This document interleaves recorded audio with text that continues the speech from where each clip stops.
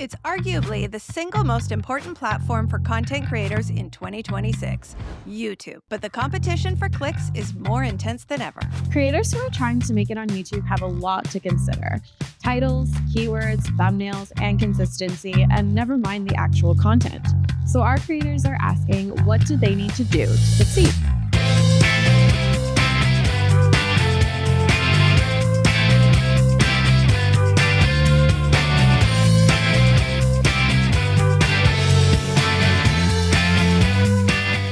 Whether you have 10 or 10,000 subscribers, there are tricks and tactics that you can use to build an audience that really sticks.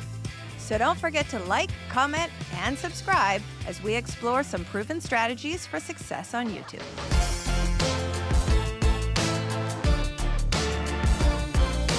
Hello and welcome to First Frame, where creators come for answers.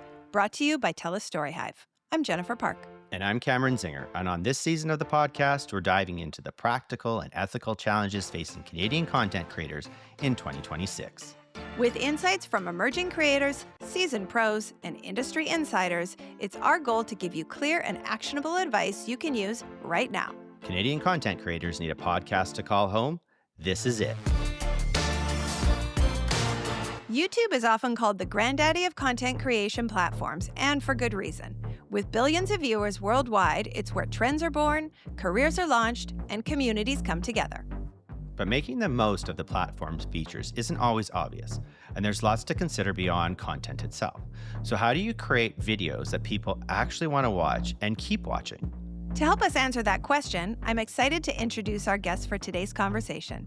First up is Robert Randall, the writer, producer, and director behind the hugely successful YAP TV channel on YouTube. Rob, thanks so much for being here. It's a pleasure to be here. Thanks for having me. And also joining us today is our first ever two-time guest here on First Frame. Corrado Coia is a co-founder of the Buffer Festival and a YouTube growth strategist. Corrado, welcome back to the podcast. Happy to be back. Thanks for making me a two-time champion. Excited to have you back. As always, let's begin with some background. So, Rob, for folks who aren't familiar with YAP TV, what is it all about and what led you to create it? You know, I used to work in the movie business. I was a first assistant director, and one year I started teaching acting workshops called the Young Actors Project.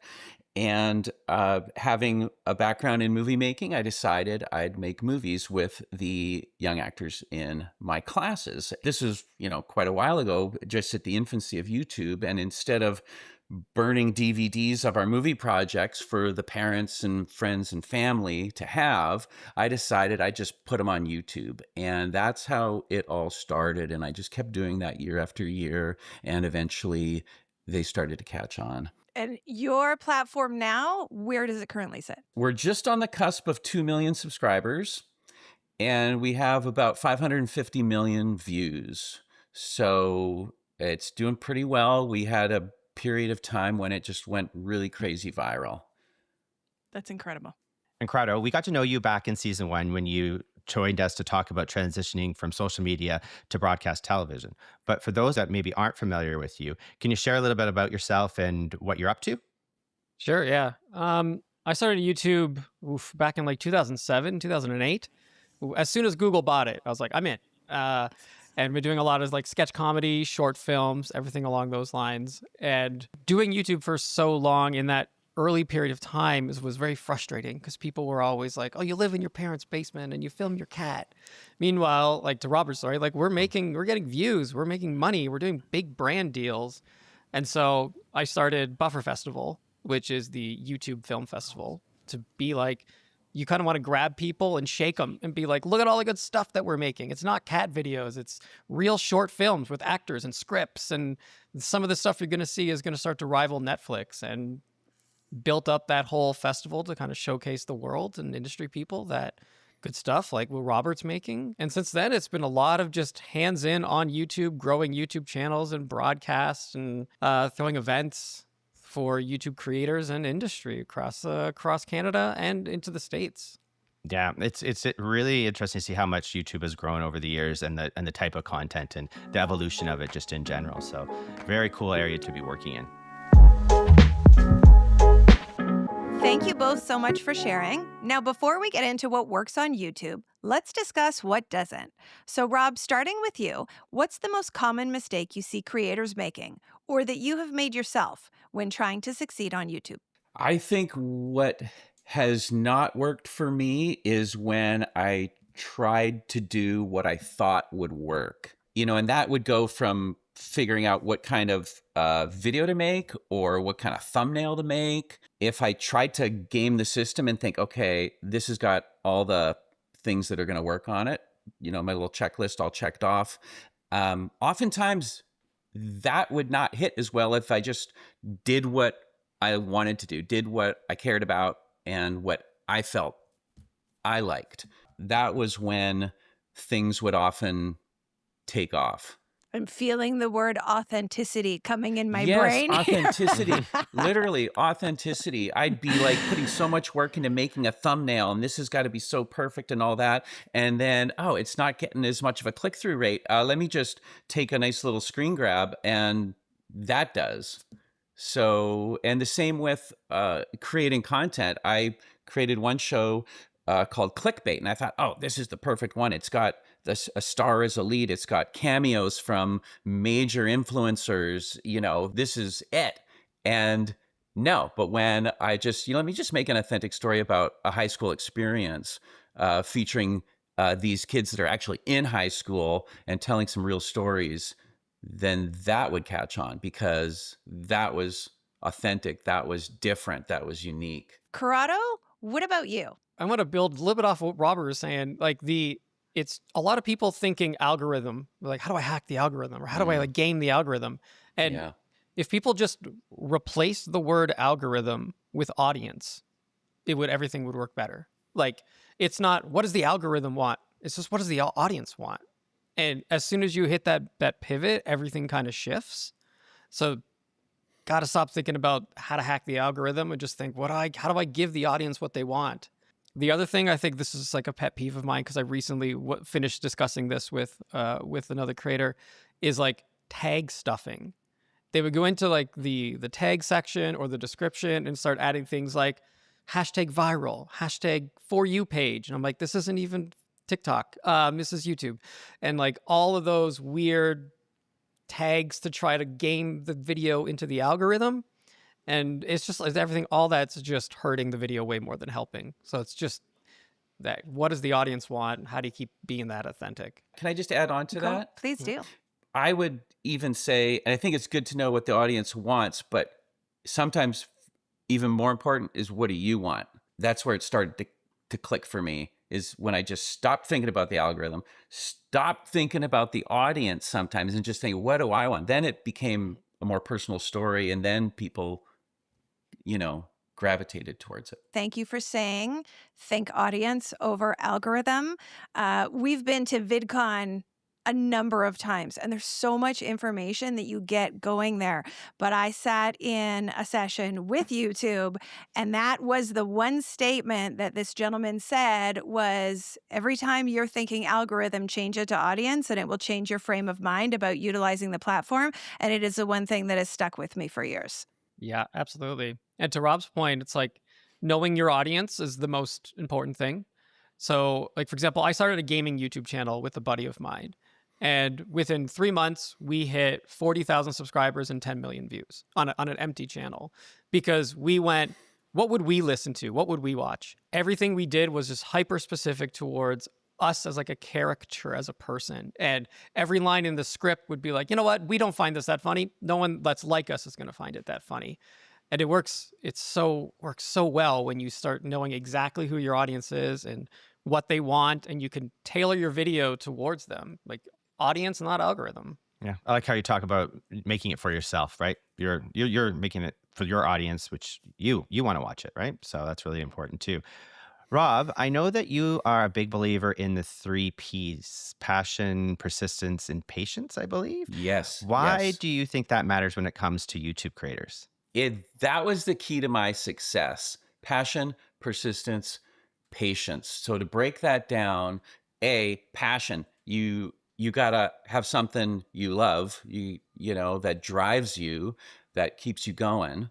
If you don't, you're gonna run out of gas. Persistence, you that passion should drive you to keep doing it and stay persistent with it, keep producing. And to break the persistence down even more, you need to have a system, a formula in place that allows you to be persistent. So if your videos cost a lot of money to make, you might run out of gas, you might run out of money. You need to be able to work with what you've got and have a system that can allow you to be persistent. And then patience. If you don't go viral, will you still want to do it? Will the passion still drive you? So for me, that worked. I was teaching acting. I was doing it year after year. I didn't need to make money off of it. I just was persistent with it because I had a passion for it. And that patience eventually allowed it to blossom. I agree with you. You have to be passionate about it. If you don't have that passion, what's going to keep you driving to make more content? And if you don't have the passion for it, nobody's going to care about it. Exactly. Now, Corrado, you've worked with creators at various different stages, whether they're brand new or whether they've already gone viral and have a huge page. Where do you see most channels stall? And why does that plateau usually happen? They tend to stall when they feel like they're making the same thing time and time again. And it's a combination of they feel like they have to. And so it's like, oh, it's another week. I have to do another blank video. Mm-hmm. And they might not really want to get to Robert's point of like the passion. And they're just in that, I have to do it. And people don't like to iterate on their own content or test and experiment and try new things. So a lot of times people get into that habit of, well, every time I do blank video, it gets X amount of views and that's good. So I'll just keep doing that. But what about the looking into the retention? Like why isn't it more? Where do they drop off? How can you improve that video? And it's hard for creators to switch out of the creation mindset and get into the analytical mindset of looking into where can I improve this product in this video? How can I make it better? And if they can't make that switch, I find a lot of times they get stuck. So if someone is getting to that point that maybe they're a little burnt out, is it better that they pivot to something else that maybe the audience isn't going to expect? Or is it better for them to take a break? And how would that potentially impact? Because I know a lot of creators are thinking, I have to go, go, go, go, go. And if I don't put something out, I'm going to lose my audience and I'm going to lose my momentum. I'd say YouTube has shifted so much recently. The old school mentality on like, you have to upload 2 days a week, Monday or Tuesday and Thursday. And if you miss a day, the algorithm's going to punish you. I think that's gone. There are channels that only upload a video like once every couple months. And it's not even a consistent every couple months. And they do just as fine. Yeah, Robert. Because I don't think the algorithm is now rewarding that type of consistency. It is rewarding the quality. So if a creator needs to take a step back and chill and rethink, I think there's totally nothing wrong with that. And they have the freedom to do it. And I can build on that because I never followed that YouTube formula. I never uploaded on any kind of consistent basis through my whole channel's existence. When I had a video ready, I put it out. And sometimes that was 3 or 4 a year. Sometimes it was 2 a year. Sometimes it was 6 a year. It just varied. And I just focused on making good content and putting it out when it was ready. Yeah, the only negative to not being consistent is you just lose audience behavior patterns. Right. I did a daily vlog every day for 6 years. Don't recommend. A lot of work. Sounds like a lot of work. A lot of work. Sometimes when you miss a day, you would get messages from the audience being like, I used to watch a video every night before I go to bed, and it wasn't there. And so I didn't know what to do with myself. So you do that enough times and your audience can start to break their own habit of tuning in. So that's really where the danger comes from, more so than algorithm. You mentioned analytics earlier. So creators have access to all sorts of analytics, comments, community posts on YouTube. What's the best way to take advantage of all of that? Yeah, one of my favorite metrics that I like to talk about, and I forget what the exact term it is, but there's somewhere in the deep analytics of YouTube where you can see how many videos a viewer watches in a month. And a lot of time that number surprises people. Like I know some creators, they're like, I upload like 20 videos a month. And then I tell them like, well, what's this number? And it says, oh, the average viewer views 3. And I'm like, so you're uploading 20 videos a month and the average person is watching 3 of them. Maybe you should upload less than 20 and focus on making those less more. Is there like 3 analytics that you maybe look at on a regular basis then? Like if you were to tell a first-time creator, here are 3 that I would go to. What would be your 3 go-to? Ooh, that's a good one. First-time creator. So they might not have a ton of views. So I would say click-through rate, the CTR, which would be how often YouTube is showing the video to someone versus how many times they're clicking on it. And then the retention curve. Okay. So like it's a XY graph. And when it's like 100% is everyone's watching. And then when people start to drop off, you can see it on the graph. And that would be my favorite one, followed by just straight up average view duration percentage. So if your video is 10 minutes and the average view is 20% of that, then you're losing your audience at the 20% mark, and you don't need to be making this video that's 10 minutes long. You only need to be making it that's 2 minutes long. Or something's happening at that 2 minutes. Yeah, exactly. You'll be able to figure out why they're dropping off potentially. So maybe how you need to change up your content. Yeah, the retention graph is my favorite as well, because I can see, when they drop off. I can see when they rewind and rewatch, which helped me understand that when I make a story that's a love story, if there's a kiss in it, I can see a giant spike in the retention graph there, which tells me people rewound that part and watch that again. That was their favorite part of the movie. So I know, okay, this is something really satisfying for the audience here. If you're trying to give them what they want, that's what they want. Okay, let's put the YouTube conversation on pause for just a moment. Let's have a little bit of fun. It's time to play Pitch or Ditch. We're going to give each of you 30 seconds to sell us on a new concept that you've been sitting on or thinking about. And we'll either give you a green light or a hard pass. Rob, you're up first. Oh, God. Okay. This is a story I've been sitting on for a long time and never made because it requires a little bit of special effects that are often a little bit harder to pull off.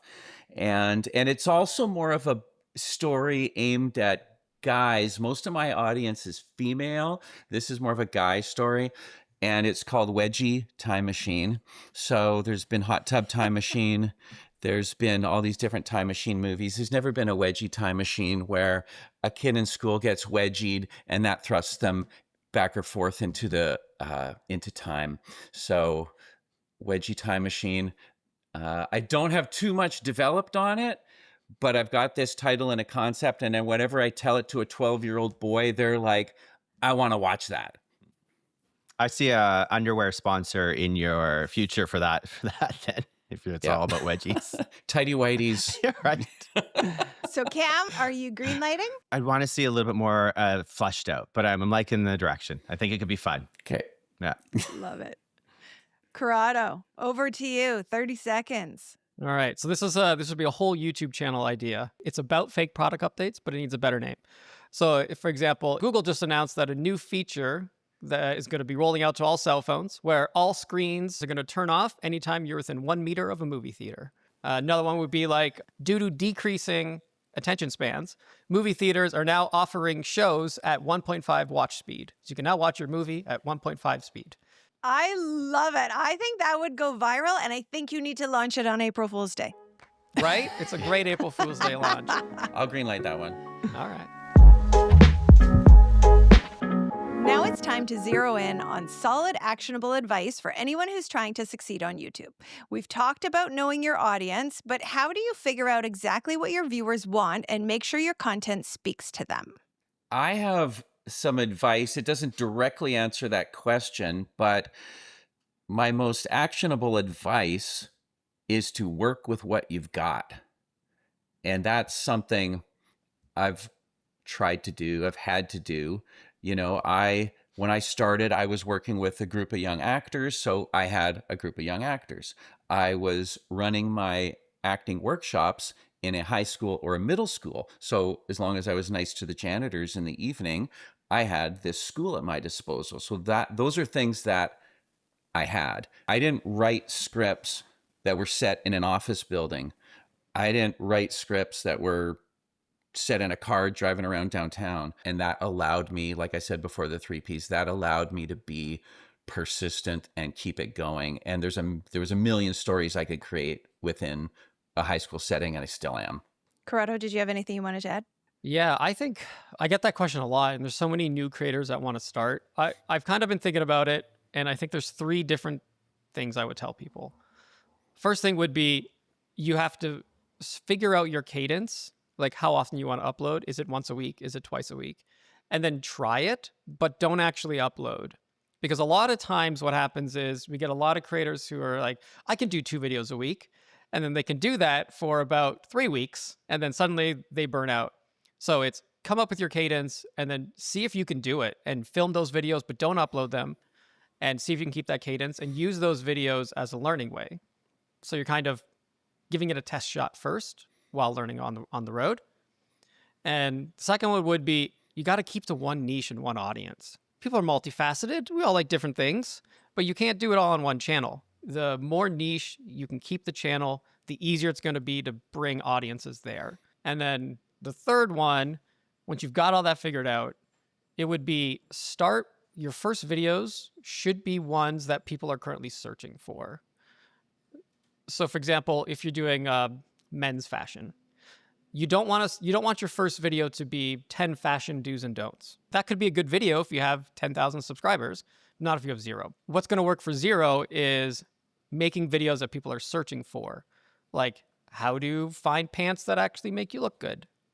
That could be a good search topic because that's going to start to bring in the audience. So you want to target those videos first, less of the fluffy, deeper videos. One more tip I can throw in there is to keep it relatively clean if you want to, get advertising on your videos. Drugs, suicide, too much swearing, things like that. You won't get ads run against your videos on YouTube, and then you won't make money. Thank goodness with us at StoryHive, we make sure that all of our content is G and PG rated. So there probably won't be any issues with our creators with that, but that's a great call out as well. Now, once creators have their videos, as you're talking about, I want to dive a little bit into packaging. So how important are titles and thumbnails when it comes to getting people to actually click on your content? The most important. So far, so much of the most important that I think titles and thumbnails is the first thing you do before anything else. If you have a spreadsheet and you probably have tons of good video ideas. After you have all your video ideas, the next thing you need to do is, what are those titles and thumbnails? If you can't lock in a solid title and thumbnail, don't even continue down the path of making that video. It's that important. Yeah, I've got the project that I'm filming right now is called Rot Girl, R-O-T, Rot Girl. And it's about a girl with social anxiety. It's kind of like a superhero style origin story about a girl with social anxiety. And every time I mentioned that title to a teenager, their ears would perk up. So I kind of thought, oh, maybe I'm onto something with this title. I should keep going with it. And so I'm hopeful that this title resonates with the audience and gets the click-through rate that I'm hoping for. Yeah, and Rob, you have a couple that have really strong titles. The one that comes to mind is Girl Without a Phone. I mean, you find a teenager right now that's not going to hear that and instantly feel that, Right. that feeling of, oh my God, could I imagine life without a phone, and Right. gravitate to find out what that's about. Yes, the ultimate fear for a teenage girl, not having a phone.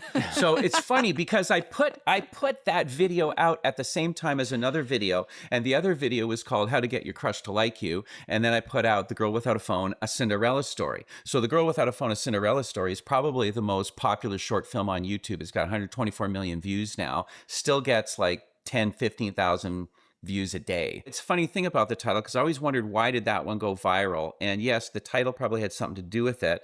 The word Cinderella maybe had something to do with it as well, because if you were someone on YouTube who watched a Cinderella video, The Girl Without a Phone, A Cinderella Story might then get recommended to you. Right. Because it thinks you're into Cinderella stories. Correct me if I'm wrong, but I believe on YouTube too, you can do testing, like A/B testing with Yes. your title. So it's obviously important if YouTube's even created it so that you can test different titles and different thumbnails to see which one works better to drive people to your site and to click on your videos, correct? Yeah, I love that one. Like, so my recent video, the TELUS STORYHIVE movie that I made called Boy Meets Girl, I tested out 3 different titles. I tested out Boy Meets Girl, I tested out Boy Meets Girl romantic comedy, and I tested out Boy Meets Girl gender fluid rom-com because it's about a gender fluid, has a gender fluid main character.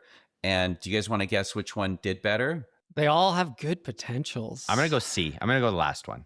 Last one? Yeah. Yeah, I'm gonna go B. I'm gonna go B. Jennifer, what do you think? I think just Boy Meets Girl. There we go. Yeah. We got the gambit. Boy Meets Girl gender fluid rom-com outperformed the other 2 by quite a bit.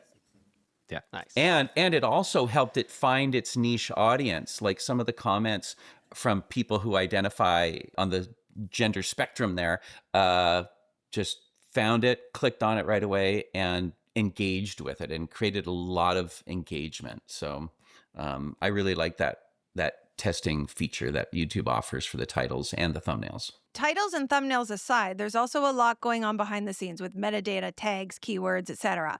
So do you have any advice for creators there? Corrado, I'll throw this over to you. Ooh, for the metadata?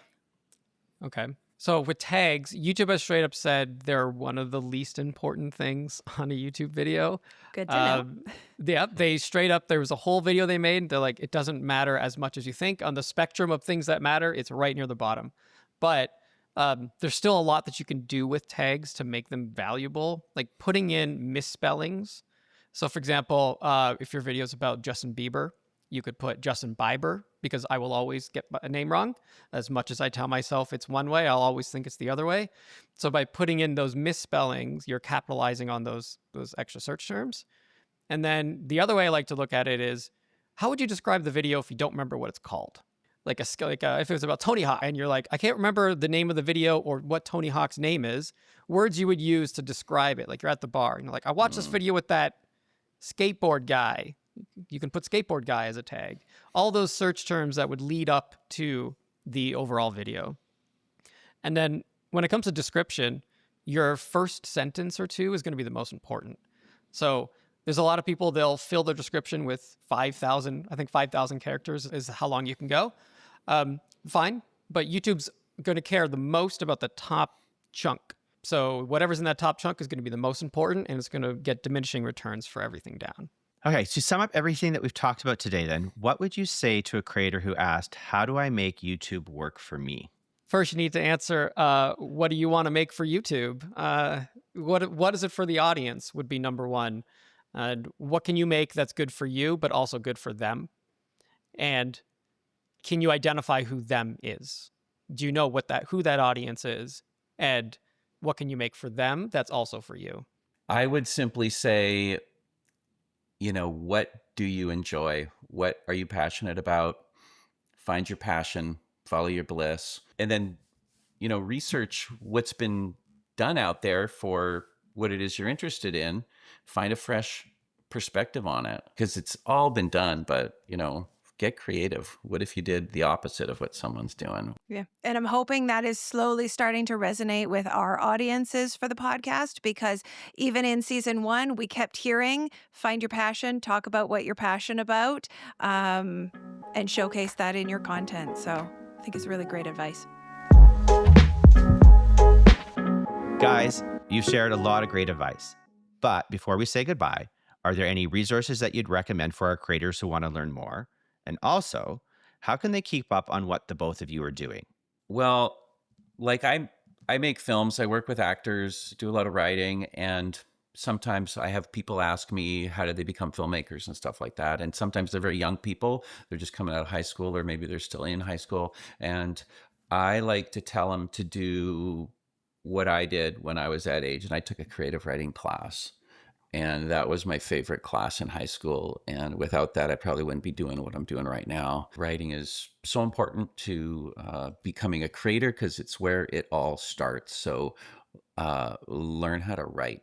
And try not to rely on AI. AI can be a tool that can help you out, but you gotta just get into the roots of it, read some books on story and write. And also, just to reiterate, work with what you've got. And how can people keep up with you? And people can keep up with me. You can find my YouTube channel, just YAP TV, YAP TV, YAP TV. You can search that up on YouTube. You can search it up on Instagram. You can search it up on TikTok. We are out there, YAP TV. Smash that subscribe button. Corrado? Yeah, I say I'm gonna give some specific names. If you're trying to become a YouTuber and you're trying to grow, I really suggest you look into these two creators, Colin and Samir. Their stuff is amazing. Yep. They're good people.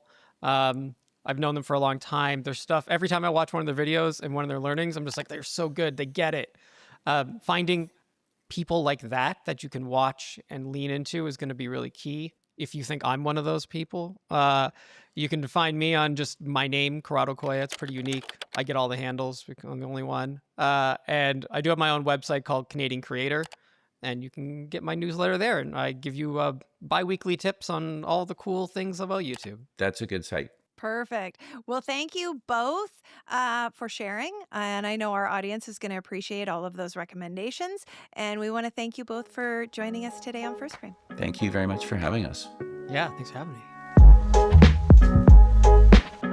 Boy, we've come a long way from the days when Charlie Bit My Finger was the peak of YouTube success. I think my biggest takeaway from today is understand what your audience wants to watch and use your analytics to really understand when they're watching, when they're dropping off, and understanding their viewing habits can really help drive the success of your YouTube channel.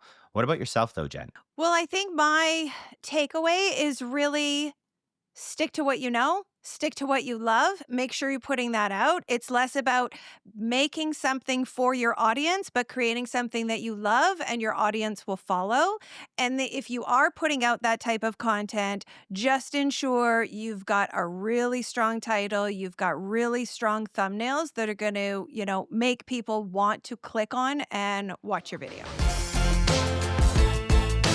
That's it for this episode of First Frame, brought to you by TELUS STORYHIVE. Thanks so much to you, our viewers and listeners, for joining us. Please hit follow so you don't miss a thing. And if you'd like to learn more about how TELUS STORYHIVE can help you along your content creation journey, check out storyhive.com. Until next time, I'm Jennifer Park. And I'm Cameron Zinger. That's a wrap.